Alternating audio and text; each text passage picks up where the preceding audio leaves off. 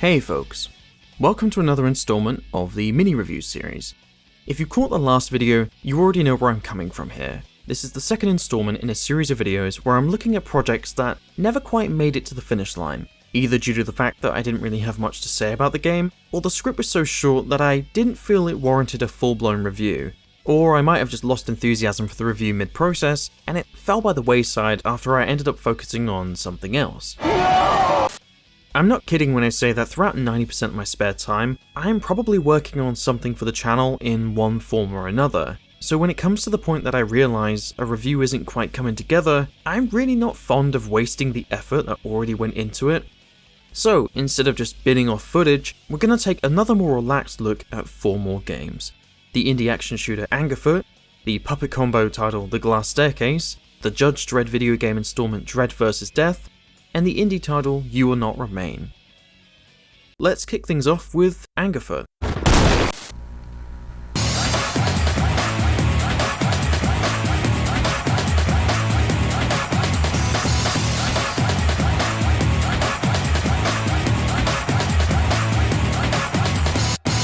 Okay, so way back when I was first scripting a review for Angerfoot, while streaming the game with some friends, I referred to the game as an amalgamation of 3 things.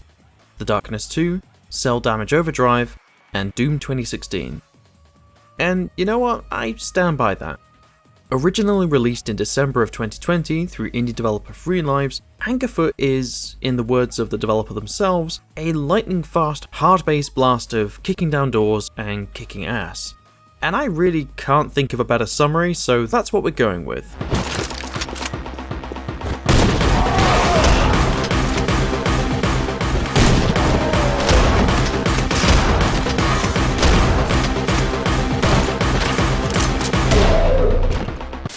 Presented as a light, colourfully cel-shaded experience, Angerfoot quickly launches the player into a fast, frenetic first-person chaos shooter, building itself upon a singular key gameplay mechanic, the ridiculously satisfying act of punting your enemies into the next dimension via the soul of your trainers. And to be honest, that's all you really need to know.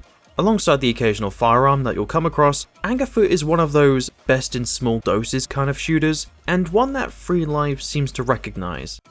Because the game is short. I mean, like, really short. You could probably complete it in less than an hour, but for a free blast of wonderfully cathartic stupidity, there's no way in hell I can bring myself to complain about the game's runtime. If anything, the brevity of the game works to Angerfoot's favour, as, while you do end up collecting additional weaponry to further enhance your thug-booting experience, the overall gameplay loop is one that can grow a little stale on repeated playthroughs. That's not to say it isn't fun, because it is, it's very fun, but it's also fairly simplistic. You'll get through a run of the game and it feels like you've had a good time because you have, but if you were to immediately replay it, I'd wager that it wouldn't be nearly as entertaining. You've kind of seen everything the game has to give. So instead, I would recommend Angerfoot as a once in a blue moon kind of deal. Play it once, have a blast, put it down, and come back another day. It keeps things fun, and hell, if you've got an hour or 2 to kill, why not spend it kicking the ever-loving shit out of some dumbo goons? Play Angerfoot, that's all I've got to say. It's free, go now, go!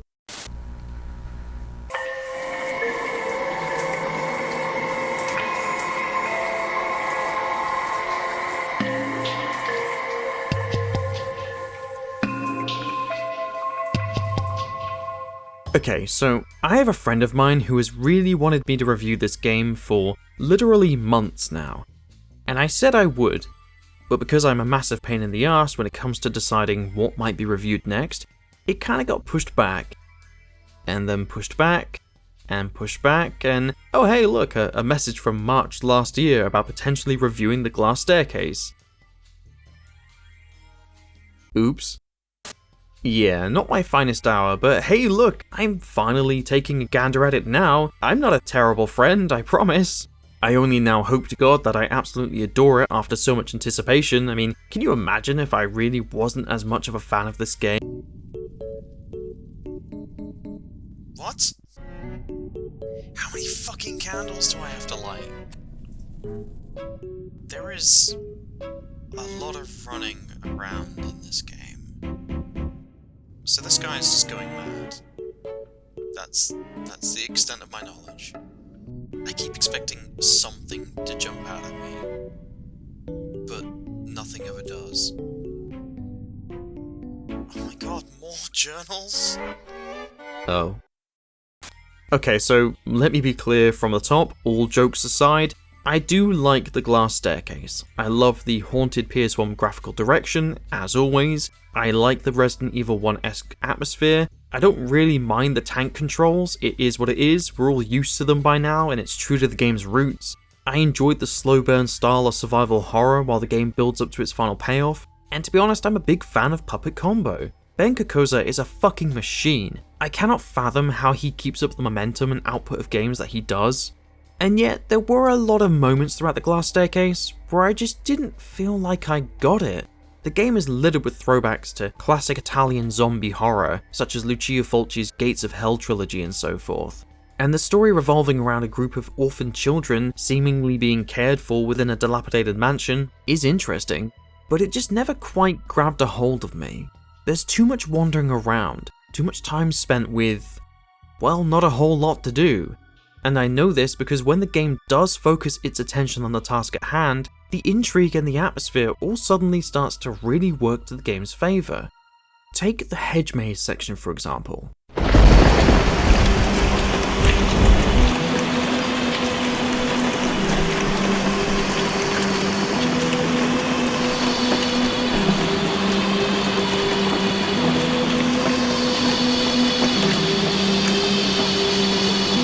The whole build up to this moment is excellent. The tense ambient sting of music, the pouring rain, the lingering fog absolutely smothering the girl in grey nothingness. It all imposes a very potent sense of ominous threat, which is only then further heightened when the downpour suddenly stops, giving way to absolute silence.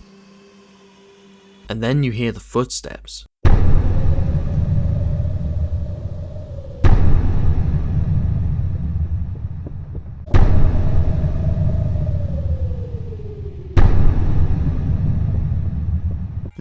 This right here. I love this. I'm all about this. But it's actually getting there that can sometimes be a bit of a chore. Take Day 3 for example. You control a girl by the name of Dorothy, and while I think the ending to this particular chapter, if you want to call it that, is fantastically effective, that final 5% absolutely shines when in comparison with the previous and rather monotonous 95. Most of your time spent with Dorothy is just wandering around, lighting candles, reading text scripts, and lighting more candles. And yes, it is nice to see more of the mansion and more of Puppet Combo's use of the haunted PS1 visual style. The game's lighting is wonderfully utilised, and the way the girls' dresses all smoothly flutter back and forth as you move around. Yeah, it's little things like that that really showcase Kokoza's attention to detail when making these, and you really do get the sense that the Glass Staircase and similar Puppet Combo titles are all coming from a place of love for the developer. All in all, the Glass Staircase is an effective survival horror game, with the final chapter in particular being my favourite section of the game. I still recommend it even with my hang-ups.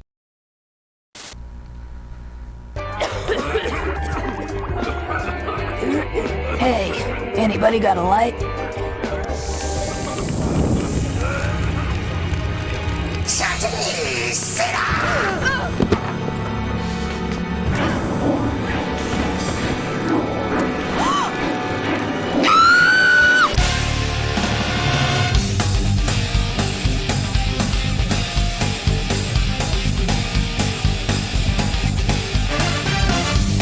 Alright, so a few months back, I was sitting comfortably in my living room, rewatching Carl Urban's Dredd while simultaneously cursing the gods for not giving us the sequel that movie deserved. It's not like it was really fucking good or anything, Jesus!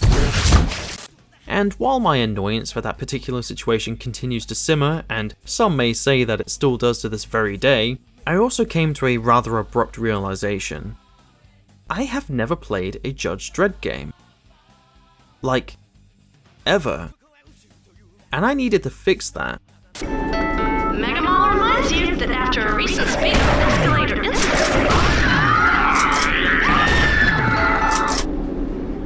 I mean, I'd always been aware of them. The 95 Judge Dredd game based on the movie comes to mind, and I think there was a mobile game a few years back too. I don't know, I didn't play it, but there probably was one. But aside from those, as soon as my heart was set on playing through a Judge Dredd game, Dredd vs. Death was the prime contender, hands down. For starters, the game was actually released in this goddamn century, and secondly, I knew from having previously seen clips of the game that it was a first-person shooter, which kind of feels like a no-brainer choice of direction for a Judge Dredd game, so yeah, Dredd vs. Death it is. And after having now played through it and sampled some of the multiplayer, I guess I now understand the Wikipedia summary. The game received mixed reviews across all platforms, because mixed couldn't be more perfect a descriptor for this experience if it tried. With each and every positive that I can summon from my time with the game, there is an equal opposite that just can't wait to drag your fun down into the isocubes for all eternity. You fought the law, and the law won. Example number 1. The extensive choice of arsenal is fun to play around with, and I absolutely love the ragdoll effects, they're hilarious. Yet the shooting mechanics are so painfully robotic, with the game's AI being laughably bad at times, that most of your time spent gunning down enemies offers about as much excitement as a plank of wood. Example number 2. The fact that you can literally arrest anyone is never not going to be entertaining. The way civilians react to Dredd arresting them for such pissy little crimes is ridiculously fun to see, such as the illegal possession of a hamster. A month inside will give you time to think things over. You'll regret this.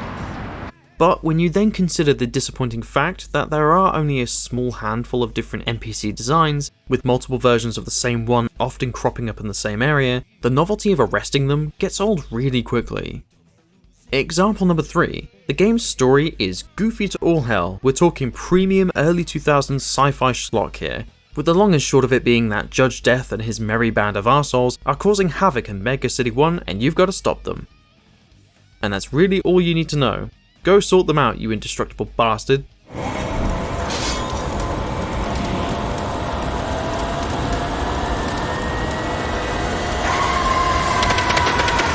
However, with this particular story also comes the sad reality of how 50-50 the boss fights can be.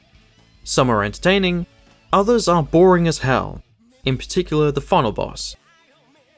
I don't care for it, I really don't. Example number 4. The game's attention to detail graphically is absolutely stunning. Sure, in 2022 it's not going to blow your socks off or anything, but for an early 2000s release, Mega City 1 looks incredible. There were so many moments where I just had to stop and look around. The endless stream of flying cars, the quirky advertisements and billboards. Sponsored by Red Bull. There were so many instances of creative environmental design here, but it's also frustrating when that very same environment, which I love so much, just kind of stops you moving. I don't know why, I don't know how it happens, but Dredd snags on the environment a lot. And it's really fucking annoying. You'll be walking through an area, minding your own business, doing real important judge stuff, and then suddenly your movement will either be impaired or you'll just be rooted to the spot. And it kills a lot of the game's natural fluidity when maneuvering around an area. Take Doom as a classic example of how this thing is done right. You smoothly traverse each and every section of that game, and every cock-up is your fault because you simply weren't paying attention. That is how this game should feel. But instead of it being the case, by the time I got to the end of Dredd vs. Death, I had basically developed a weird psychological tick of don't touch the walls, don't touch the walls, don't touch the walls, don't touch the walls, don't touch the walls, don't touch the walls, don't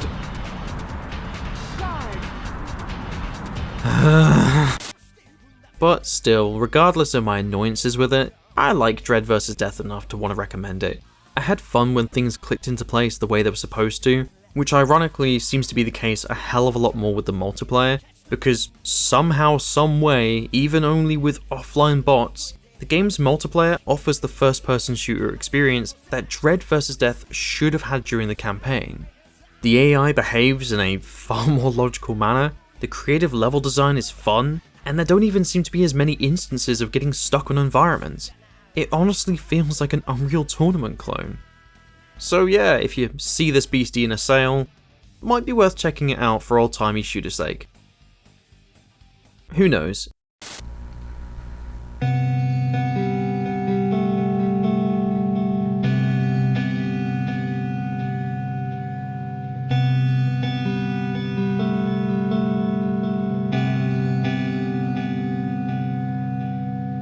So, moving on to the last game of this video, I have another freebie for you. An eldritch existential horror title by the name of You Will Not Remain. And I'm going to deliberately avoid saying too much here and keep this extremely brief. With recognizable similarities to Yume Nikki, Milk Inside a Bag of Milk, Undertale, and Buddy Simulator 1984, You Will Not Remain is a very short experience, barely half an hour at most. But it's one that can really hit in all the right places if you happen to engage with and relate to the subject matter of the game. In taking control of the main character, you wake up to find that your number one priority is to stay inside the flat, to not go outside, for there is something terrible out there, ominous and without understanding. However, the main character isn't always the best in keeping in line with this philosophy, and so you go exploring and the story unfolds. On the one hand, the game showcases a deeply troubling example of a broken heart, whereas on the other, a heartwarming example of finding love and companionship in an unlikely place. It's full to the brim with allusions to depression, anxiety, loneliness, and literal fear of your own existence. And while I would say that it falls a little short of some far greater examples that tackle this kind of thing, for the price of absolutely nothing, I absolutely recommend it. And that's all I'm going to say. Give it a go and see what you think.